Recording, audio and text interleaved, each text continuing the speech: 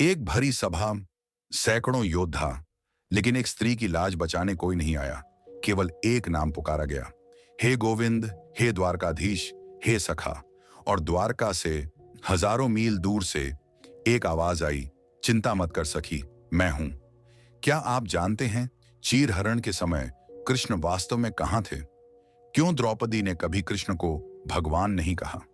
एक छोटी सी उंगली की चोट का ऋण कैसे चुकाया गया? कितनी बार कृष्ण ने द्रौपदी को बचाया? क्यों महाभारत की यह सबसे पवित्र मित्रता है? आज हम खोलेंगे द्रौपदी और कृष्ण के रिश्ते के वे 7 रहस्य जो महाभारत में छिपे हैं। यह कहानी नहीं, यह है विश्वास, मित्रता और धर्म का महाकाव्य। तैयार हो जाइए, क्योंकि यह वीडियो आपको रुला देगा। नमस्कार मित्रों, आप देख रहे हैं सनातन पुराण रहस्य। यह वीडियो पूर्णतः महाभारत के प्रामाणिक प्रसंगों पर आधारित है। हमारा उद्देश्य केवल ज्ञान और श्रद्धा है। महाभारत केवल एक युद्ध की कहानी नहीं, यह है धर्म और अधर्म का संघर्ष, रिश्तों की परीक्षा, मानवीय भावनाओं का महासागर, और इन सब के बीच एक ऐसा रिश्ता जो अमर है, द्रौपदी और कृष्ण का सखा भाव। द्रौपदी पांचाल नाराज की पुत्री, पांडवों की पत्नी, महाभारत की केंद्रीय पात्र, धैर्य, सम्मान और न्याय की प्रतीक। कृष्ण द्वारकाधीश, धर्म के रक्षक, गीता के उपदेशक, युधिष्ठिर के मित्र। लेकिन द्रौपदी के लिए कृष्ण थे सखा। लेकिन यह सखा भाव कैसे बना? कहां से शुरू हुआ यह अमर रिश्ता? अगर आप जानना चाहते हैं पूरी कहानी, तो लाइक बटन दबाइए और कमेंट में लिखिए राधे राधे। चलिए शुरू करते हैं पहले रहस्य से। मित्रों, द्रौपदी और कृष्ण के रिश्ते की नींव एक बहुत छोटी घटना से पड़ी। एक दिन की बात है, शिशुपाल के वध के समय कृष्ण ने सुदर्शन चक्र चलाया। चक्र वापस आया तो कृष्ण की उंगली में चोट लग गई, खून बहने लगा। सभा में सब देख रहे थे, लेकिन कोई आगे नहीं आया। तभी द्रौपदी दौड़ती हुई आई, बिना सोचे अपनी रेशमी साड़ी का पल्लू फाड़ा और कृष्ण की उंगली पर बांध दिया। कृष्ण मुस्कुराए और बोले, सखी, तुमने मेरी उंगली पर कपड़ा बांधा है, आज से यह मेरा ऋण हो गया। और कृष्ण अपने ऋण चुकाना नहीं भूलते। जब तुम्हें जरूरत होगी तब मैं तुम्हारी लाज बचाऊंगा। अनंत साड़ी से यह छोटी सी घटना, यह साधारण सा कार्य बन गया एक दिव्य बंधन का आधार। द्रौपदी ने एक पल्लू दिया, कृष्ण ने दिया अनंत कपड़े का वादा। महाभारत में लिखा है, यावत द्रौपदी आवरणम तावत कृष्ण रक्षणम। अर्थात जितना द्रौपदी को आवरण चाहिए उतना कृष्ण देंगे। लेकिन मित्रों, यह वादा कब निभाया गया? वह समय आया, महाभारत का सबसे काला दिन, द्रौपदी का चीरहरण। उस दिन क्या हुआ, सुनो अगले रहस्य में। मित्रों, अब आती है वो घटना जिसने पूरे महाभारत की दिशा बदल दी। द्यूत क्रीड़ा, जुए का खेल। युधिष्ठिर सब कुछ हार गए, राज्य, धन, भाई, और अंत में द्रौपदी को भी दांव पर लगा दिया। दुर्योधन ने आदेश दिया, दुशासन, द्रौपदी को सभा में लाओ। दुशासन द्रौपदी को अपमानजनक तरीके से सभा में लाया। द्रौपदी ने पूछा, मैं 5 वीर योद्धाओं की पत्नी हूं, मुझे यहां लाने का क्या अधिकार है? लेकिन सभा में कोई नहीं बोला। भीष्म चुप, द्रोण चुप, सभी मौन थे। पांडव असहाय बैठे थे। दुर्योधन ने अपमानजनक व्यवहार किया, फिर दुशासन को द्रौपदी को और अपमानित करने का आदेश दिया। द्रौपदी ने सबसे देखा, कोई नहीं आया। तब आसमान की ओर देखकर पुकारा, हे द्वारकाधीश, हे गोविंद, हे सखा, मुझे बचाओ, मेरी लाज तुम्हारे हाथ है। और फिर चमत्कार हुआ। दुशासन साड़ी खींचता रहा, लेकिन साड़ी खत्म ही नहीं हो रही थी। एक के बाद एक अनगिनत साड़ियां आती रहीं। सभा में साड़ियों का ढेर लग गया। दुशासन थक गया, हार गया, लेकिन द्रौपदी की लाज बच गई। यह था कृष्ण का वादा, यह था सखा का ऋण, एक पल्लू का बदला अनंत साड़ियों से। अब आता है सबसे बड़ा सवाल, कृष्ण थे कहां? वे शारीरिक रूप से क्यों नहीं आए? क्यों केवल साड़ियां भेजी? महाभारत में लिखा है, उस समय कृष्ण द्वारका में नहीं थे, वे एक युद्ध में थे। अचानक उन्हें अनुभव हुआ कि द्रौपदी संकट में है। वे तुरंत ध्यान लगाकर द्रौपदी की रक्षा करने लगे। इसका अर्थ, कृष्ण शारीरिक रूप से दूर थे, लेकिन आध्यात्मिक रूप से साथ थे। यह है सच्ची मित्रता, यह है दिव्य बंधन। कथा कहती है, जब कृष्ण द्वारका लौटे, द्रौपदी ने पूछा, सखा, उस दिन आप कहां थे? कृष्ण मुस्कुराए, सखी, मैं तो आया था, लेकिन तुमने पहले अपनी साड़ी खुद पकड़ रखी थी। जब तुमने मुझे पूरी तरह पुकारा, दोनों हाथ आकाश की ओर उठाए, तब मैं तुम्हारी रक्षा कर सका। क्योंकि सखी, जब तक मनुष्य खुद कोशिश करता है, तब तक भगवान इंतजार करते हैं। पूर्ण समर्पण पर ही पूर्ण सहायता मिलती है। यह प्रसंग सिखाता है, भगवान हमेशा सुनते हैं। सच्चे विश्वास से चमत्कार होते हैं। समर्पण ही सबसे बड़ी शक्ति है। द्रौपदी का चीरहरण केवल एक घटना नहीं, यह है विश्वास की विजय, यह है धर्म की रक्षा, यह है सखा भाव की महानता। लेकिन मित्रों, यह पहली बार नहीं था जब कृष्ण ने द्रौपदी को बचाया। और भी 4 बार कृष्ण ने द्रौपदी की रक्षा की। कब, कैसे, सुनो अगले रहस्य में।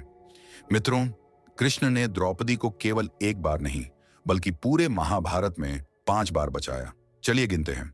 पहली बार चीरहरण भरी सभा में लाज बचाई, अनंत साड़ियां दी, ऋण चुकाया। दूसरी बार पांडव वनवास में थे, एक दिन केवल द्रौपदी अकेली थी। सिंधु नरेश जयद्रथ ने द्रौपदी को जबरन उठा लिया। द्रौपदी चीखी, हे सखा, बचाओ। कृष्ण ने तुरंत भीम और अर्जुन को दिव्य दृष्टि दी।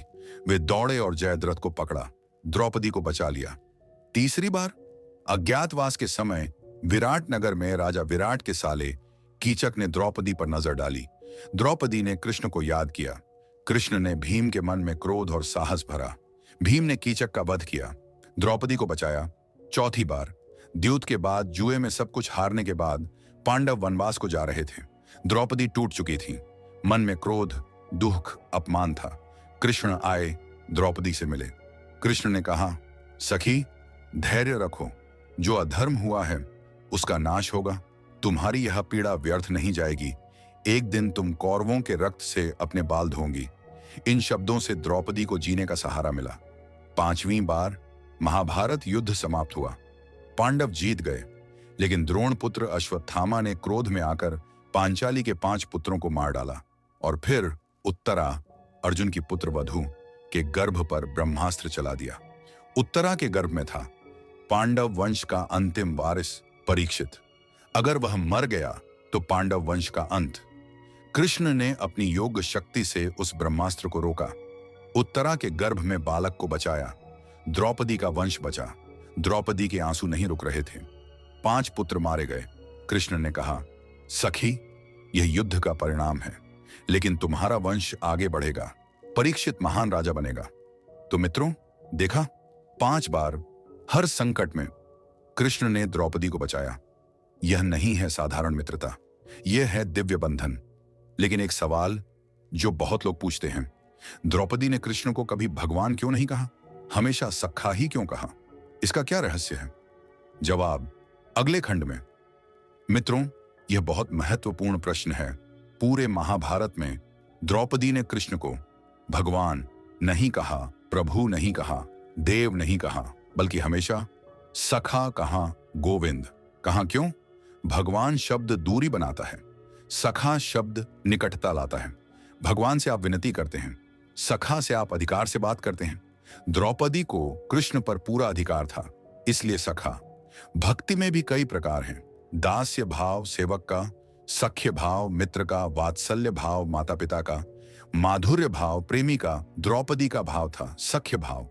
यह सबसे शुद्ध मित्रता है, कोई औपचारिकता नहीं, कोई दूरी नहीं। जब आप किसी को भगवान कहते हैं तो आप स्वयं को छोटा मानते हैं, लेकिन सखा भाव में दोनों समान हैं। कृष्ण ने भी द्रौपदी को सखी कहा। यह परस्पर सम्मान है। भगवान से हम कुछ मांगते हैं, लेकिन सखा से हम शिकायत कर सकते हैं, गुस्सा कर सकते हैं, सवाल पूछ सकते हैं। एक बार द्रौपदी ने कृष्ण से कहा, सखा, जब मुझे सबसे ज्यादा जरूरत थी तब तुम कहां थे? तुमने क्यों नहीं रोका द्यूत क्रीड़ा को? क्यों नहीं रोका चीरहरण को? ये शिकायत, ये गुस्सा, ये सवाल केवल सखा से ही कर सकते हैं। कृष्ण ने प्यार से समझाया, सखी, अगर मैं सब रोक देता तो अधर्म कैसे समाप्त होता? तुम्हारी पीड़ा ने ही महाभारत युद्ध को जन्म दिया और उस युद्ध से धर्म की स्थापना हुई। महाभारत में एक श्लोक है, सख्यम समानता मैत्री भगवत्ता तो दूरता, अर्थात मित्रता में समानता है, भगवत्ता में दूरी है। द्रौपदी ने दूरी नहीं चाही। आज के समय में भी सच्ची मित्रता वही है जहां कोई औपचारिकता नहीं, जहां आप खुलकर बात कर सकें, जहां आप कमजोर हो सकें, जहां आप असली हो सकें। यही था द्रौपदी कृष्ण का रिश्ता। सखा शब्द में प्यार है, विश्वास है, अधिकार है, और यही सबसे खूबसूरत रिश्ता है। लेकिन मित्रों, कुछ लोग सवाल उठाते हैं, क्यों कृष्ण ने द्यूत नहीं रोका? क्यों युद्ध होने दिया? क्या कृष्ण चाहते तो सब रोक सकते थे? मित्रों, यह सबसे कठिन प्रश्न है जो हर कोई पूछता है। अगर कृष्ण को इतना प्यार था द्रौपदी से, तो क्यों नहीं रोका जुआ? क्यों नहीं रोका चीरहरण? क्यों इतना कष्ट सहने दिया? इसके 3 कारण हैं। कारण 1, कर्म का सिद्धांत। महाभारत कर्म की कहानी है। युधिष्ठिर ने स्वयं जुआ खेलने का निर्णय लिया। कोई जबरदस्ती नहीं थी। उन्होंने द्रौपदी को दांव पर लगाया। यह उनका निर्णय था। द्रौपदी इसमें पूर्णतः निर्दोष थीं। उन्होंने कोई गलती नहीं की, लेकिन परिस्थितिवश उन्हें भी कष्ट सहना पड़ा। यह जीवन का कठोर सत्य है। कभी कभी निर्दोष भी परिस्थितियों के शिकार होते हैं। कारण 2, अधर्म का नाश। यदि कृष्ण द्यूत को रोक देते तो क्या होता? दुर्योधन का अहंकार बढ़ता, कौरवों का अधर्म जारी रहता, महाभारत युद्ध नहीं होता, धर्म की स्थापना नहीं होती। द्रौपदी की पीड़ा ने पांडवों में क्रोध भरा, युद्ध का कारण बनी, और उस युद्ध में कौरवों का नाश हुआ, अधर्म समाप्त हुआ। कृष्ण जानते थे, छोटी पीड़ा से बड़े उद्देश्य की सिद्धि होगी। द्रौपदी का अपमान पूरे अधर्म को समाप्त करने का कारण बना। कारण 3, द्रौपदी की शक्ति। कृष्ण ने द्रौपदी को कमजोर नहीं समझा। उन्हें विश्वास था कि द्रौपदी इस कष्ट को सहन करेंगी, और सच में द्रौपदी ने हिम्मत नहीं हारी, टूटी नहीं। वे बनी प्रेरणा, वे बनी शक्ति का प्रतीक।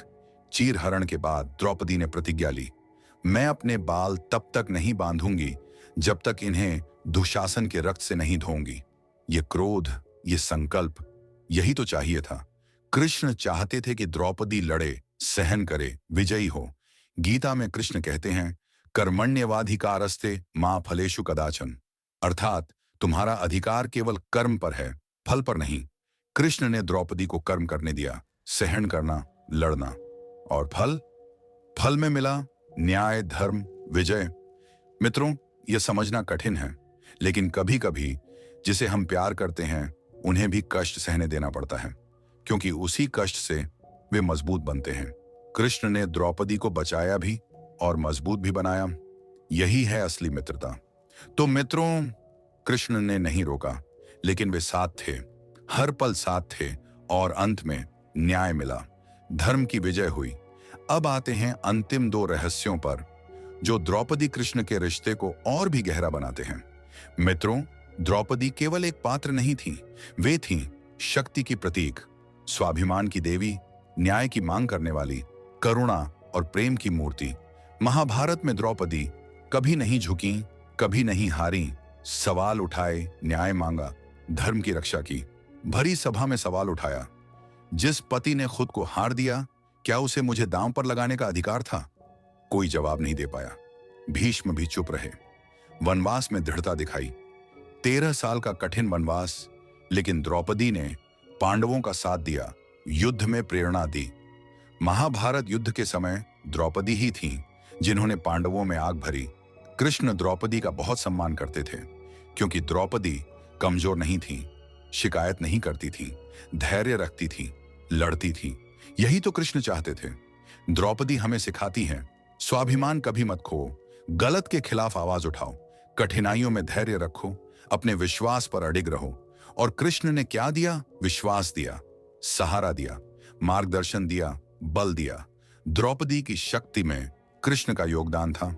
जैसे सूरज की किरणों से फूल खिलता है, वैसे ही कृष्ण के विश्वास से द्रौपदी की शक्ति निखरी।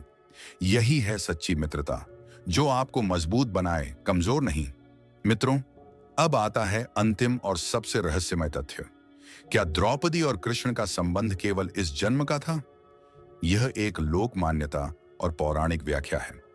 महाभारत के मूल ग्रंथ में यह प्रसंग नहीं है। कुछ लोक कथाओं और धार्मिक मान्यताओं के अनुसार माना जाता है कि द्रौपदी पूर्व जन्म में थीं देवी इंद्रसेना, और वे थीं बहुत बड़ी तपस्विनी। उन्होंने भगवान शिव की कठिन तपस्या की। शिव प्रकट हुए, मांगो, क्या वरदान चाहिए?